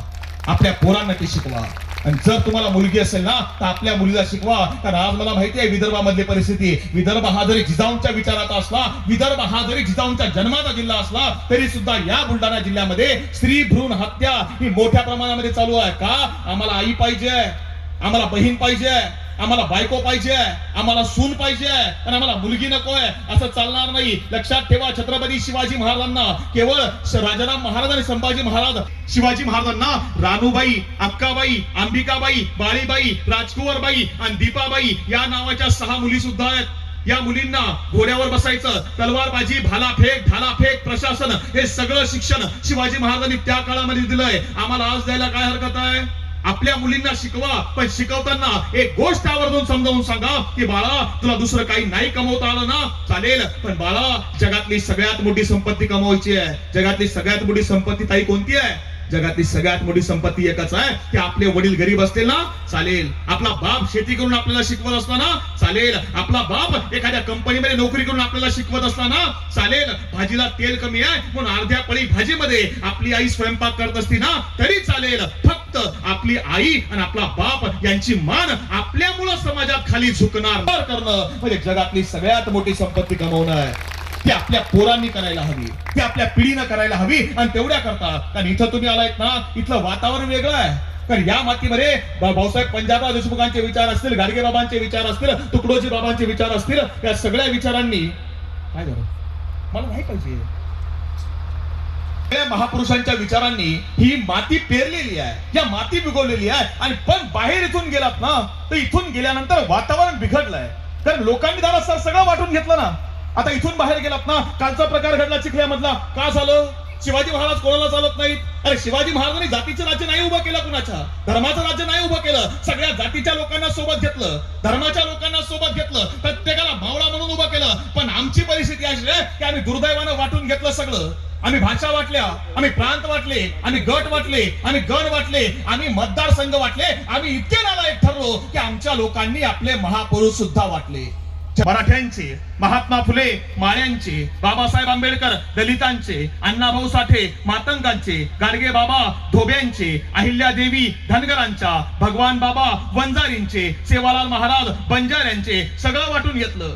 निसर्गाने निर्माण केले रंगही वाटले, भगवा हिंदूंचा, हिरवा मुसलमानांचा, निळा बौद्धांचा, सगळं वाटलं गेलं. आज आवर्जून तुम्हाला सांगतो, जाताना घरी जाल ना आपल्या पोराला शिकवा, बाळा हिंदू नाही होता आलं ना चालेल, मुसलमान नाही होता आलं ना चालेल, बौद्ध नाही होता आलं ना चालेल, बाळा पहिल्यांदा भारतीय हो, बाळा पहिल्यांदा माणूस हो, हे सांगायची वेळ आज आली आहे. आणि हे आपल्या पोरांना समजावून सांगा. कारण मगाशी मी सांगत होतो की स्त्रियांच्या त्यागावर आहे. हा जिजाऊंचा जिल्हा आहे आणि त्या रांजातल्या एका हरामखोरानं एका गरीब शेतकऱ्याच्या मुलीच्या आबरूवर हात टाकला. बातमी शिवाजी महाराजांपर्यंत गेली आहे. महाराज कडाडले येसाजीला, येसाजी त्याला हरामखोराला साक्षात लगेच समोर उभा करा. रांजाच्या गुन्हेगाराला समोर उभं केलं गेलं आणि शिवाजी महाराज कडाडले, येसाजी उजवा हात तोडा याचा, कलम करा डावा पाय आणि गाढवावर बसून रांजाला पाठवा. त्याच्या आधी त्याला पुण्याच्या चौकामध्ये अशा ठिकाणी बसवा की रस्त्यावरून चालणाऱ्या प्रत्येकाला याच्या तोंडावर थुंकता आलं पाहिजे. येसाजीने विचारलं, महाराज हीच शिक्षा? हो. उजवा हात तोडा का? पुन्हा तलवार पकडता यायला नको. डावा पाय तोडा का? घोड्यावर बसता यायला नको. आणि अशा ठिकाणी बसवा की प्रत्येक स्त्रीनं त्याच्या तोंडावर थुंकलं पाहिजे. आणि येसाजी विचारतोय, महाराज एवढी कठोर शिक्षा पण द्यायची कधी? आणि शिवाजी महाराज कडाडले, येसाजी शिक्षा वाढवली म्हणून गुन्हे कमी होत नाहीत, ती शिक्षा होईल आणि लगेच होईल. हा विश्वास दिला तर गुन्हे कमी होतात. शिक्षा लगेच याच क्षणाला द्यायची, शिक्षा लगेच दिली. आमची काय परिस्थिती आहे?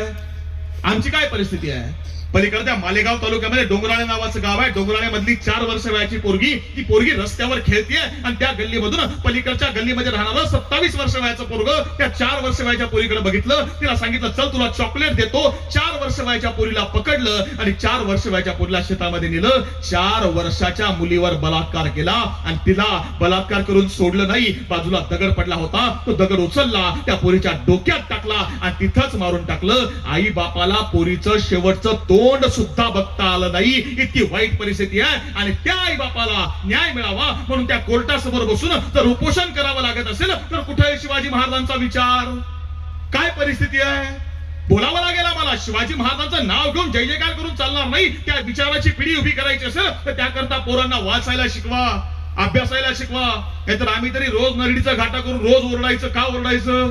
तुम्ही काहीतरी मानधन द्याल, तुमच्या मानधनावर माझं घर चालेल? अजिबात नाही. माझ्या भावांनो बहिणींनो, मागच्या 14 वर्षापासून आम्ही शिवनिश्चल सेवाभावी ट्रस्ट या नावाची संस्था चालवतो. आणि या संस्थेच्या माध्यमातून राज्यातल्या ज्या शेतकऱ्यांनी आत्महत्या केल्यात आणि ज्या मुलांना आई वडील नाहीत, ती आई वडील नसणारी अनाथ मुलं मागच्या 14 वर्षापासून सांभाळायचं काम आम्ही करतोय. आज रोजी माझ्याकडं आई वडील नसणारी 128 अनाथ पोरं ही शिक्षणाकरता दत्तक आहेत. माझ्या 5 मुलींची लग्न झाली आहेत आणि मला 2 नातू सुद्धा आहेत. हे मागच्या 14 वर्षामध्ये उभं केलेलं काम आहे. किमान 17 ते 18 पोरं या आपल्या वाशिम असेल, बुलढाणा असेल, या भागामधली मुलं आमच्याकडे शिक्षणाकरता दत्तक आहेत. कोणाची पोरं आहेत ही?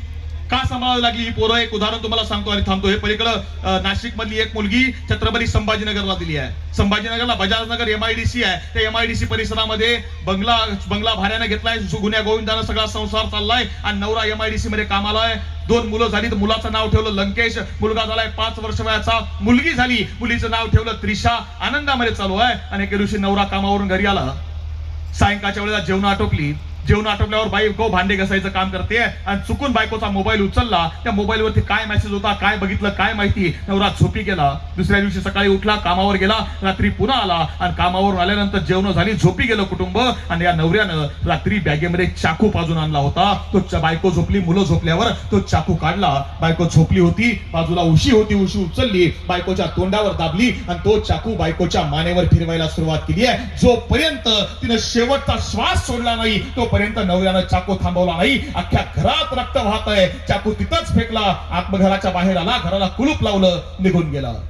सकाळ झाली, 7 वाजली, पोरं उठली आहेत. पोरं आईला उठवायचा प्रयत्न करतायत. 5 वर्षाची पोरं आहेत, त्यांना मरण काय कळतंय? ती आई उठायला तयार नाही, बाप दिसत नाही. पोरांनी हंबरडा फोडला, पण शहरातला बंगला आहे, त्यांचा आवाज बाहेर कुठं जाणार आहे? दिवसभर पोरं रडतायत, पण पोरांचा आवाज बाहेर कोणाला जात नाही. 24 तास पोरं त्या आईच्या प्रेताजवळ तशीच बसून आहे. आणि दुसऱ्या दिवशी सकाळी पलीकडच्या बंगल्यातली एक म्हातारी बाई दूध घ्यायला निघाली होती. तिनं बघितलं की खिडकीजवळ कोणाचा तरी रडायचा आवाज येतोय. पुढे येऊन बघितलं दरवाजा बंद आहे. ती त्या पुढे आली आणि पुढे आल्यावर काही लहान पोरं क्रिकेट खेळत होती. त्या पोरांना आवाज दिला, पोराव बघा रे तिकडं कोणता रडायचा आवाज येतोय. पोरं धावत गेली, खिडकीजवळ गेली, खिडकीची काच फोडली, आतमधलं दृश्य बघितलं. पोलिसांना बोलवलं, पोलीस आले, दरवाजा तोडला, त्या स्त्रीचं प्रेत बाहेर काढलं, त्याच्यावर पोस्टमार्टम केलं, अंत्यसंस्कार केले, नवऱ्याला अटक केली. नवरा आज त्या सेंट्रल जेलमध्ये आहे, बायको निघून गेली. प्रश्न असा आहे, 5 वर्ष वयाचा लंकेश आणि 3 वर्ष वयाची त्रिशा, यांना सांभाळायचं कोणी? यांना शिकवायचं कोणी? यांना जगवायचं कोणी? अभिमानानं सांगतो, मागच्या 6 वर्षापासून त्यांना शिकवायचं जगवायचं काम आम्ही करतोय का? आमची पोरं आहेत. आणि ही अशी मुलं सांभाळायचं शिकवायचं काम आणि या मुलांसाठी हॉस्टेल उभं करायचं काम हे सुरू आहे. माझी विनंती आहे, हे तुम्ही करू शकत नाहीत ना, तुम्ही करू नका. तुमच्या भागात कुठेही आई वडील नसणारी अनाथ मुलं असतील, आत्महत्याग्रस्त शेतकरी कुटुंब असतील, आमच्यापर्यंत माहिती द्या. त्यांचं शिक्षण आम्ही करू, मुलगी असेल लग्नापर्यंत खर्च आम्ही करू. तुम्ही करू शकत नाही ना, तुम्ही आपल्या पोरांना वाचायला शिकवा. कारण मी मगाशी म्हटलोत ना की आपण शेतकऱ्याची लेकरं आहेत आणि आज या जगात सगळ्यात वाईट परिस्थिती जर कोणावरती असेल तर ती शेतकऱ्यावरती आहे. आणि त्याकरता शेतकऱ्याच्या पोरांनी शेतीवर अवलंबून न राहता गावातून बाहेर पडून उद्योग व्यवसाय केला पाहिजे, समजून घेतला पाहिजे, तर पिढी मोठी होणार आहे. आणि म्हणून ते काम आईनं करायला हवं, ते काम बापानं करायला हवं. आणि हे काम तुमच्या गावातली पिढी करते की ते शिवाजी महाराजांच्या विचाराने होईल. आणि म्हणून लोणवाडीच्या मातीमधल्या ज्या तरुणांनी या कार्यक्रमाचं आयोजन केलंय त्यांच्याकरता टाळ्यांचा एकदा जोरदार कडकडाट. माझ्या भावांनो बहिणींनो, तुम्हाला आणि आम्हाला करायला हवा. याचं कारण असं आहे की मी मगाशी म्हटलो की राज्यातल्या अनेक गावांमध्ये जातो, पण गावातल्या तरुण पिढीची अवस्था काय आहे माहिती का आपल्याला? म्हणजे आता मॅच चालल्यात आणि ड्रीम इलेव्हनवर जुगार खेळणारी सगळ्यात जास्ती पोरं भारतामधली आहेत. ऑनलाईन जुगार खेळणारी पोरं ही सगळ्यात जास्त भारतामधली आहेत. आईला बापाला त्या मोबाईल मध्ये काय चाललंय हे कळणार सुद्धा नाही. इतक्या वेगळ्या पद्धतीने पिढी बिघडायला लागली आहे. आणि अशा पद्धतीने पिढी बिघडत असताना तर तुमच्या गावातली पिढी तर शिवाजी महाराजांच्या, जिजाऊ मासाहेबांच्या आणि या समूह राजांच्या विचाराचा प्रवास करत असेल तर या मुलांच्या पाठीशी उभं राहणं हे आपली जबाबदारी आहे. आणि म्हणून मी तुम्हाला सांगतो, तुमच्या गावात कोणता पॅनल आहे, कोणता पक्ष आहे, आम्हाला त्याच्याशी काही घेणं नाही. तुम्ही कोणत्याही पक्षाचं काम करा, कोणत्याही पॅनलचं काम करा, पण अशा कार्यक्रमाला येत असताना आपल्या पक्षाचे पॅनलचे जोडे लांब करा आणि इथे येताना विचार करा की आपल्या लोणवाडीच्या गावातल्या पुढच्या पिढी करता हा कार्यक्रम आहे. आणि हे कार्यक्रम आयोजित करणाऱ्या पोरांच्या पाठीशी उभं राहा. आणि हे तुमच्या गावाचं भविष्य आहे. आणि म्हणून पुन्हा एकदा या लोणवाडीच्या मातीमधल्या सगळ्यांचं मनपूर्वक ऋण व्यक्त करतो. नांदुरा तालुक्यामधली टीम असेल, आऊसाहेब जिजाऊंच्या पाईक म्हणून त्या नांदुराच्या मातीमध्ये ऐतिहासिक क्रांती घडवणारी पोरं, त्यांनी 11 जानेवारीला जिजाऊ जन्मोत्सव सोहळा घेतला. म्हणजे महाराष्ट्राच्या मातीमध्ये सगळ्यात आदर्श जिजाऊ जन्मोत्सव सोहळा कुठं असेल तर सिंदखेडला. आणि त्यानंतरचा सोहळा कुठं झाला असेल तर तो नांदुराच्या म्हणजे विदर्भाच्याच मातीमध्ये झाला. तो तुमच्याच मुलांनी घेतला. आपली पोरं आहेत सगळी, त्यासोबत उभं राहणं जबाबदारी आपली आहे. नाही मग तू कशाला केला? आम्ही नाही, जुन्या पिढीनं थोडं थांबायला हवं. नवीन पिढी आहे ना, त्यांच्या हातामध्ये द्यायला हवी. अरे आम्ही आशीर्वाद म्हणून तुमच्या पाठीशी उभे आहोत, पोराव तुम्ही करा हे सांगायचं काम आता जुन्या पिढीचं आहे.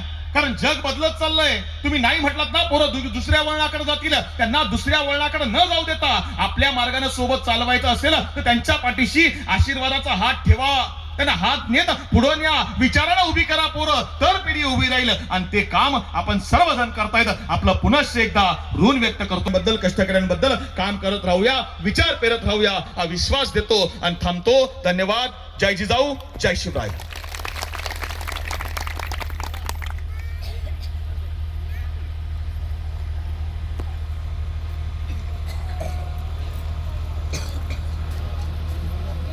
त्या पिढीने सुविचार आत्मसात करून जर वाटचाल केली तर महाराष्ट्राचं भविष्य, या गावचं तालुक्याचं भविष्य निश्चितच उज्ज्वल असणार आहे. संदेश आपण दिला.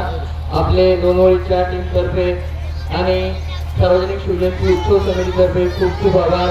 टीमला विनंती करतो की त्यांनी या ठिकाणी कार्यक्रमाचं आभार प्रदर्शन करून कार्यक्रमाची सांगता करावी.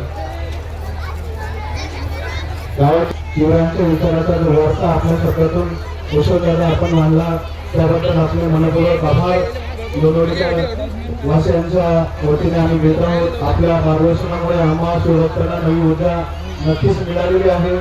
छत्रपती शिवाजी महाराजांच्या जीवन कार्यावर आपण टाकलेला प्रयत्न, आपल्या अमूल्य विचाराबद्दल आपले मनपूर्वक आभार आहेत. तसेच नांदुरा तालुक्यातील विविध क्षेत्रातील, राजकीय सामाजिक क्षेत्रातील चळवळीतील लोक या ठिकाणी उपस्थित झाले, त्याबद्दल सर्वांचे आभार आहे. या कार्यक्रमाला ज्या ज्या लोकांनी सहकार्य केलं त्या सर्वांचे आभार आहे. जिजाऊ ब्रिगेडचे सर्व महिला मंडळ सुद्धा या ठिकाणी आलेले आहे, आपले सर्वांचे सुद्धा आभार आहे. आणि आजचा हा कार्यक्रम या ठिकाणी आयोजित केलेल्या सर्व आयोजकांचे सुद्धा मराठा सेवा संघ जिल्हा उपाध्यक्ष म्हणून मी सुद्धा तुमचे सर्वांचे कौतुक करतो. अशा प्रकारचे कार्यक्रम आपण दरवर्षी घेतच असतात, त्याबद्दल तुमचे खरोखर आम्ही सुद्धा आभार व्यक्त करतो. आणि आजचा हा कार्यक्रम संपला असं मी जाहीर करतो. तत्पूर्वी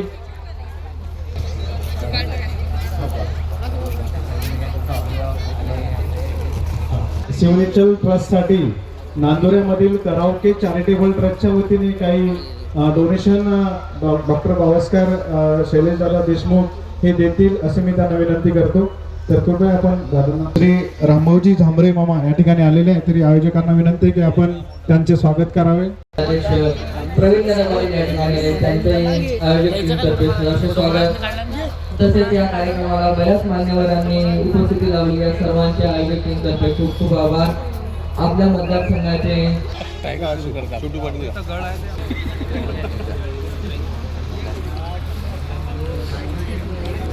सर्व आयोजक टीमना विनंती आहे की सर्वांनी स्टेजवर यावे. आयोजक टीम सर्व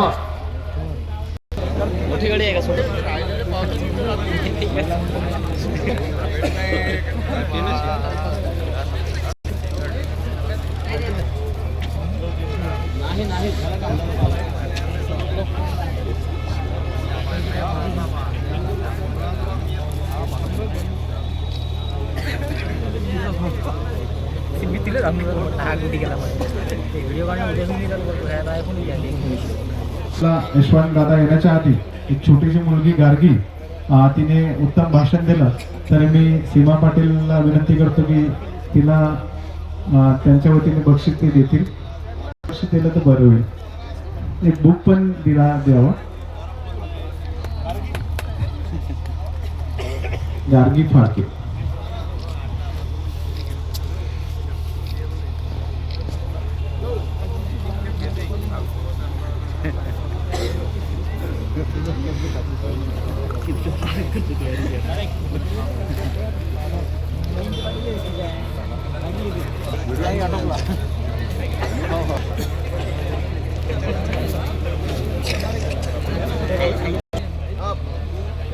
डॉक्टर साहेब